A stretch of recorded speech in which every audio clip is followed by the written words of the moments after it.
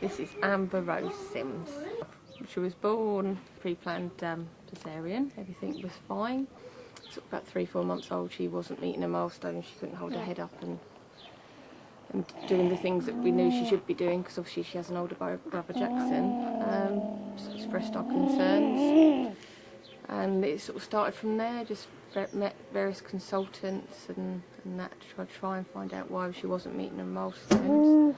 And whilst this was happening, certain movements were concerned, and they started exploring these, and these started being seizures. We were worried about breathing, and they did more tests and then found out that she had what is called central apnea, which is when she goes to sleep, her brain forgets to give her signals to breathe. But no one's actually given us a diagnosis. She likes to confuse doctors.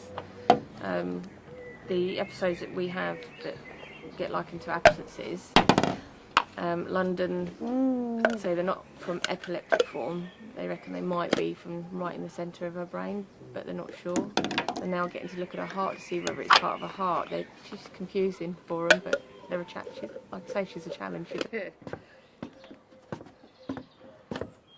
I think it was at the friend's birthday party. It said, there's a friend of a friend that wants to get in contact with you, if that's okay. They've heard about Amber through a friend of a friend, and said they're setting up a charity just obviously for local children and that. And could they come and meet Amber and help?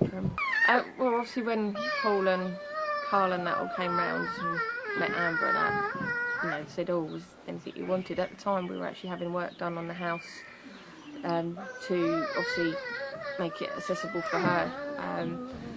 So we didn't know what, we said, oh, I don't know, how we can help, what we can do, and they looked out the doors here and saw the state of the carpet, and it was a building site, and said, maybe we could sort of do that so we can make it for Amber to go out in the garden. At the time she wasn't walking while they were out there working. She would always sort of be at the doors, sort of banging and waving and wanting to get out there, and it made her more determined to sort of get out and walk in. Once this was done and she was out here on the walker, there was no stopping her. Even like now, obviously we've got a lovely day today, she always wants to come outside. Shuffle forward then. Good girl. They're doing it for local kids, that it's nice.